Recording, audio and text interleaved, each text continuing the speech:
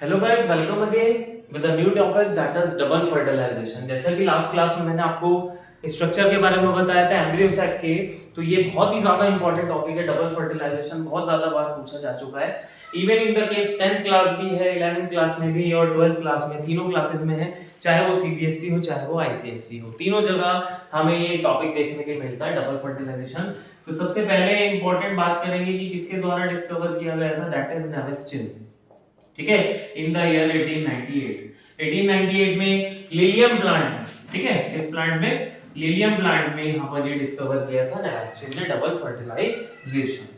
तो खास बात आपने जानी है कि डबल यानी कि दो, और फर्टिलाइजेशन यानी कि fusion of male and female gamete. तो कहीं ना कहीं बात क्या निकल के आ रही है कि इसके अंदर दो बार फर्टिलाइजेशन हो रहा है, इस वजह से प्रोसेस को क्या बोला गया है, डबल फर्टिलाइजेशन बोला गया। तो ज्यादा नहीं घुमाएंगे इसमें, सीधा सीधा आएंगे क्या कि जैसे ही पोलन ट्यूब एंटर करती है, जैसे ही पोलन ट्यूब एंटर करती है into one of the synergids, वो अपने अंदर लेकर आ रही है दो मेल गैमीट को। किसको लेकर आ रही है, दो मेल गैमीट को पोलन ट्यूब लेकर आ रही है। क्योंकि हमने अपनी क्लास में, अपनी वीडियो में जाना था कि जनरेटिव सेल जो कि पोलन ग्रेन के अंदर था, वो डिवाइड होकर दो मेल गैमीट बना लेता है, और वही दो मेल गैमीट अब पोलन ट्यूब के थ्रू एंटर कर रहे हैं into one of the synergids, किसी भी सिनर्जिड में एंटर करेंगे with the help of filiform apparatus। यहां पर आपको फंक्शन मिल जाता है फिलीफॉर्म apparatus का, कि फिलीफॉर्म apparatus का फंक्शन यही है कि वो गाइड कर रहा है पोलन ट्यूब को अंदर एंटर करने के लिए, ठीक है। और जैसे ही ये सिनर्जिड में एंटर होता है, जिस भी सिनर्जिड में एंटर होगा वो सिनर्जिड डीजनरेट होना शुरू हो जाएगा। जैसे ही दोनों मेल गैमीट अंदर एंटर होते हैं, तो one of the male gamete comes closer to the egg and fuses. जैसे ही एक मेल गैमीट एग के पास आएगा, वो एग के साथ फ्यूजन कर लेगा और साथ में क्या बना लेगा, जाइगोट बना लेगा। हमें पता है कि जब एक मेल और फीमेल गैमीट का फ्यूजन होता है तो वो किसका फॉर्मेशन करते हैं, जाइगोट का फॉर्मेशन करते हैं। तो this process is known as syngamy. इस प्रोसेस को हम क्या बोलते हैं, सिनगैमी, या फिर जनरेटिव फर्टिलाइजेशन। या तो आप सिनगैमी बोल दीजिए या फिर जनरेटिव फर्टिलाइजेशन बोल दीजिए। किसको, fusion of male and female gamete को। ये तो बात हो गई हमारे एक मेल गैमीट की। अभी हमने बताया था दो मेल गैमीट आ रहे हैं, तो other male gamete comes closer to the two polar nuclei. जो पहले से ही वहां पर दो पोलर न्यूक्लियाई हैं, उनके पास आता है हमारा दूसरा मेल गैमीट। कई बार क्या होता है कि वो पहले से ही फ्यूज हो रखे हैं दोनों पोलर न्यूक्लियाई, और कई बार क्या होता है वो पहले से फ्यूज नहीं हो रखे होते हैं। तो यहां पर हमें क्या देखने के लिए मिलता है कि ये तीनों आपस में फ्यूज करके क्या बना लेते हैं, प्राइमरी एंडोस्पर्म न्यूक्लियस। क्या बना लेते हैं, primary endosperm nucleus, in short PEN.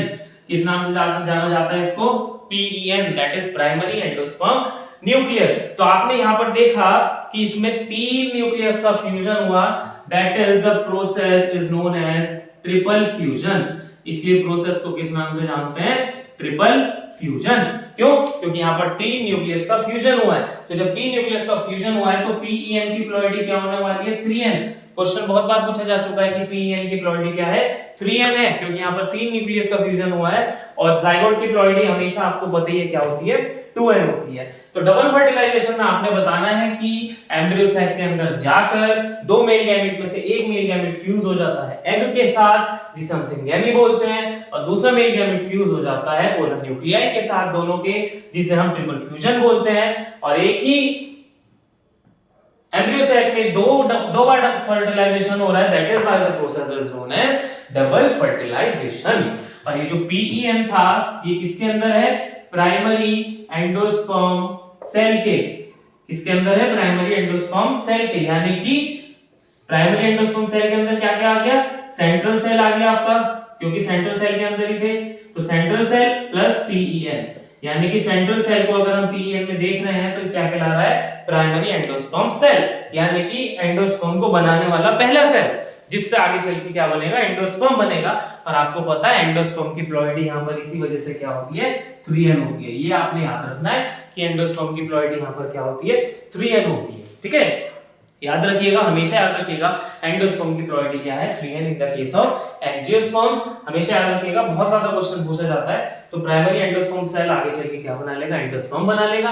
और एंडोस्पर्म का फंक्शन क्या होता है, to provide nutrition to the developing embryo, क्योंकि यहीं पर ये जाइगोट एम्ब्रियो डेवलप होगा और यहीं पर एंडोस्पर्म है।